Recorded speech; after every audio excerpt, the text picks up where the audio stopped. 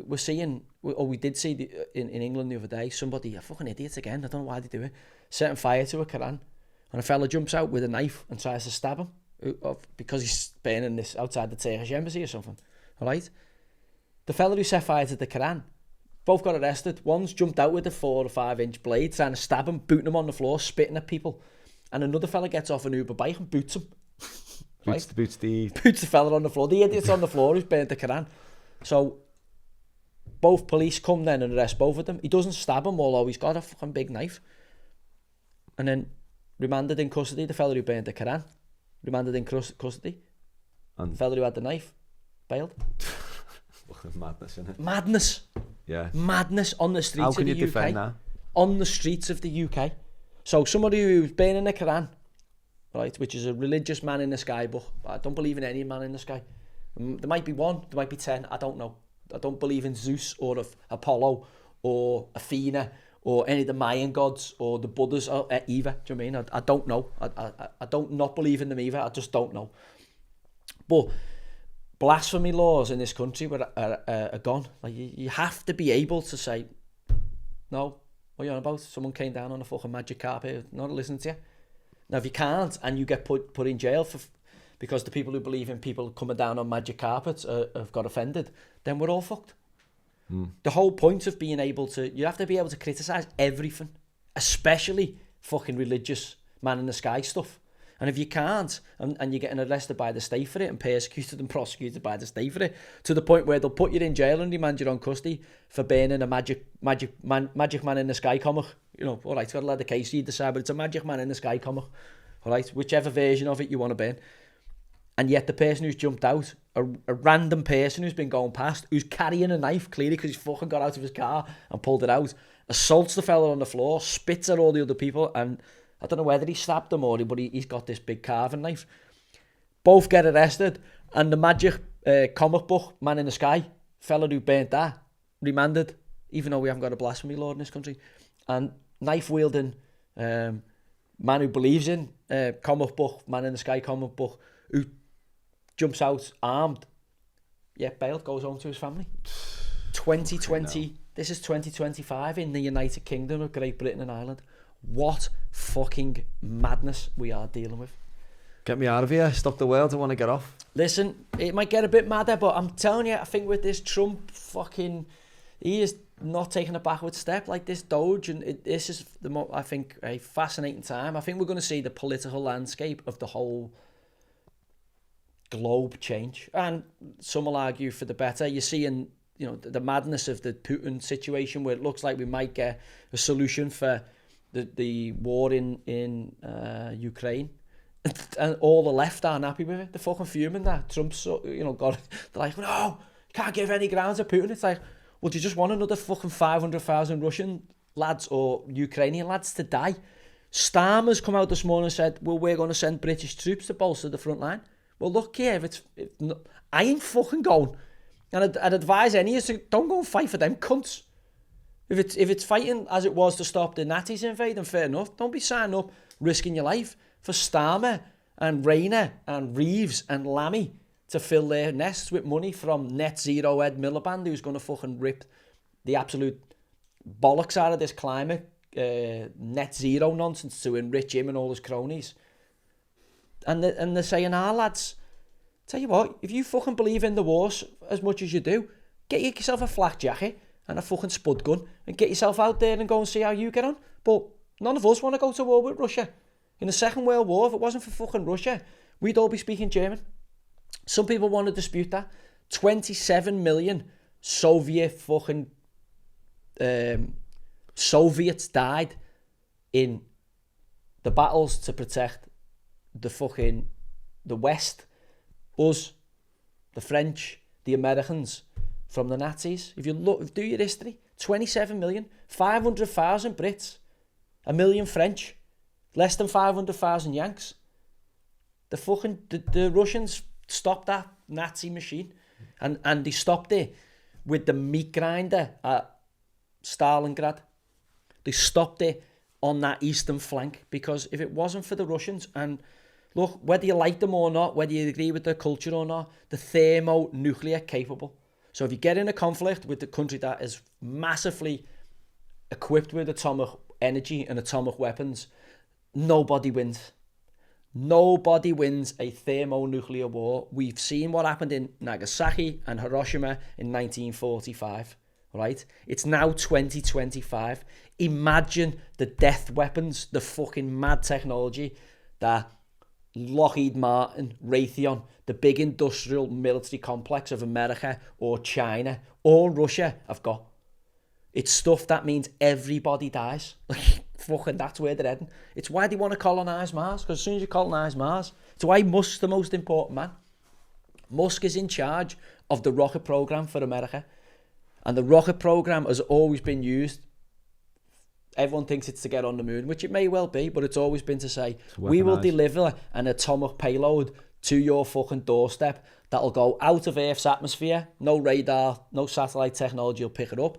And it'll come in at a designated point and wreak absolute carnage on your civilization before you've seen it coming and before you have a chance to respond.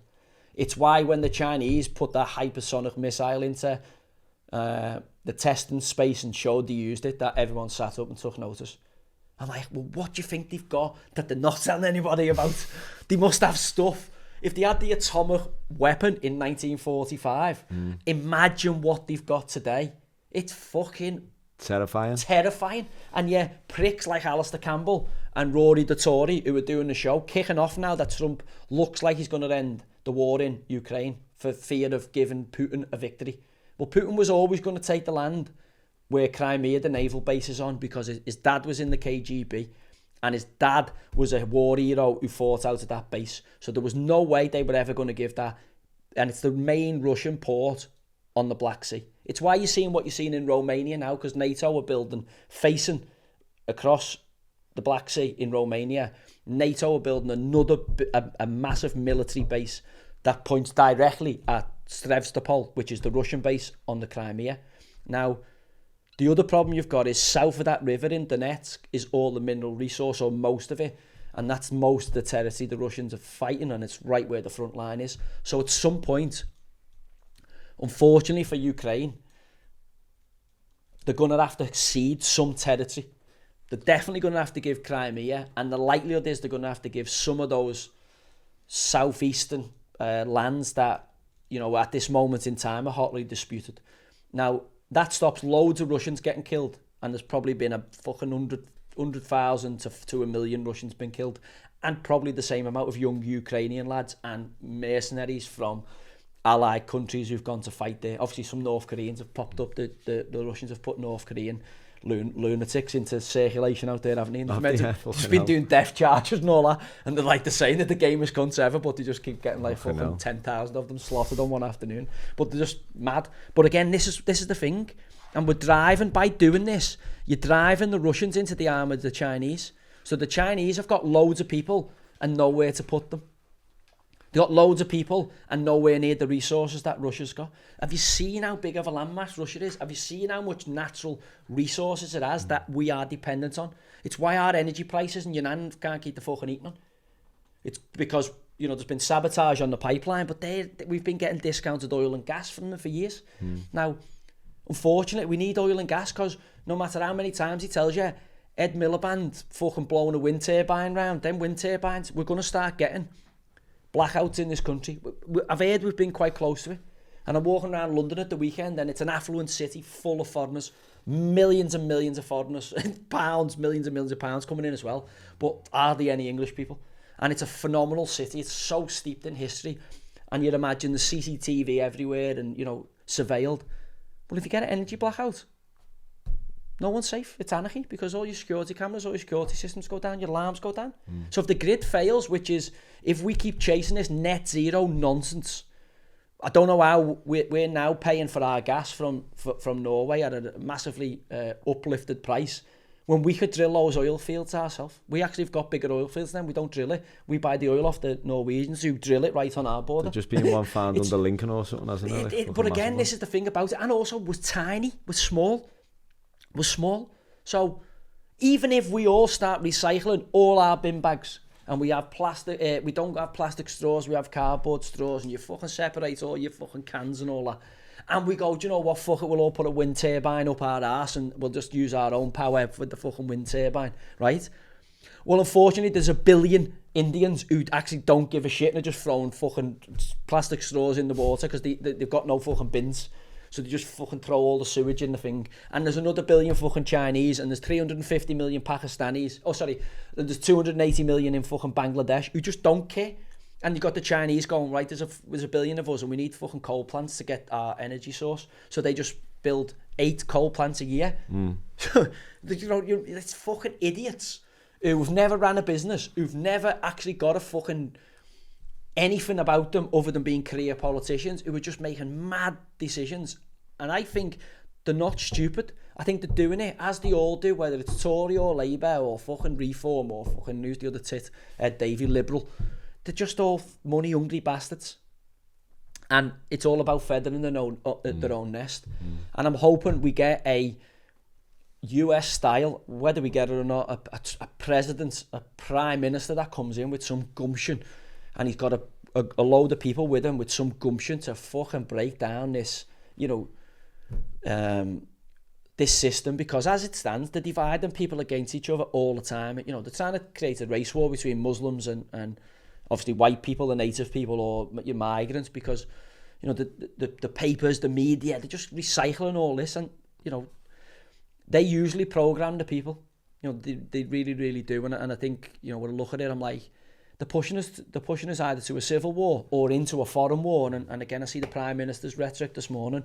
British troops will help secure the line because Trump and Putin have said, right, we're having a meeting to discuss what happens in Ukraine, but we're not even fucking inviting anyone.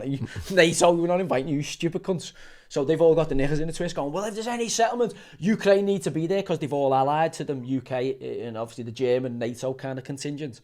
And Trump's just going, yeah, you dickheads aren't even coming, me and Putin are going to sort that out, and we'll draw a line and say, right, you can have that, not that, and you ain't going to do jack shit. That's pretty much what's gone down this weekend, because we haven't got a fucking, we don't give a fuck about what you pricks have got to say. You've got no sway with us, and they're all kicking off. And then Vance has come to Europe this week and lit them all up on the conference. So I think this is the greatest political movement I've seen, and I'm praying that some of our politicians grow a fucking backbone and somebody steps up in this country and takes the lead and leads this country out of this fucking slow, suicidal, self-induced suicidal march to fucking absolutely ruining our society. Would you fancy it? No. I'll definitely support them. But it's a tough task. You've got to be squeaky clean. You've got to be the, you know, everyone goes, oh, I think Farage. I'm like, he's just not for me. He is just not for me, Farage. Look at Musk. He's someone will emerge. He's not squeaky clean. No, but I'm saying someone's got to emerge here that everyone can get behind and go, do you know what? This is the, you know what? You've got a few bill in the the problem bank, you've got is like you look at the Labour thing, Wes Streeton's talking about the strips again. You're not going to fucking go and fight. It's these 17, 18-year-old, 19-year-old kids who've got everything in front of them who are going to have to go and fight and fucking lose their lives or have life-changing injuries, mental or physical, for you fucking pricks who actually don't give a fuck about the country, and you don't give a fuck about their lives being ruined, and you don't give a fuck about what happens to them when they're 37 and they fucking can't sleep because of the traumatic experiences on stupid fucking war theatres that have got nothing to do with, and it doesn't benefit the British people, because 25 years later, all them people who you were fighting to give freedom to in their own country have fucking moved into all the hotel rooms in every fucking major city in the country at your fucking expense, because they're coming to the land of milk and honey where they can do what they want to our young kids, because our rules say you can't have sex till you're 16. They say, yeah, as soon as your fucking feet touch the floor and you sit in the toilet, you game on. Different culture, and they ain't going to change. They don't see it as paedophilia. They see it as, it's a period now, right? She's fair game. And in the midst of that, ruin our country, ruin our societies. How'd you do it? Attack the women and children, rape and pillage the women and children. Hitchens told us all. A great civilization, a great city isn't ever brought down by the barbarians. The gates are opened by your moderate liberals, and that's exactly what we're getting. Weak, woke, scared to fucking say the wrong thing for fear of being called a homophobe or a racist or a, you know, whatever the fucking term is, far right. And in the midst of that, serving your fucking sons and daughters up for either shit prospects in the life where they can't afford to get on the property ladder because cost of living and all the other shit that's geared against you getting on that as a young person now, or to the point where young girls, certainly in most of the cities around the country, don't feel safe. I said this on the In Touch podcast the other day. I said, you're paying. I've paid 40-50% tax into being, obviously playing as a footy player. For what? What for? Do you feel any safer now than you did 20 years ago? I don't. I'm all right. No chance. You're worried about your kids. You're worried about, burglary, everything's up. Burglaries are up, knife crimes are up, everything's up. And surely, so what are you paying your tax money for? With technology and money, everything should be getting better. Well, I'm getting persecuted by our police force, and I'm like, what have I paid my tax for? If I pay my tax so that you can go through my Twitter feed forever, and anytime you see something that could cause alarm and distress, you're fucking knocking at the door trying to get an interview off me, take me to court, take me to Crown Court, this is where you're wasting the money. Like, it's nuts. And that is unfortunately the state of our country at the minute.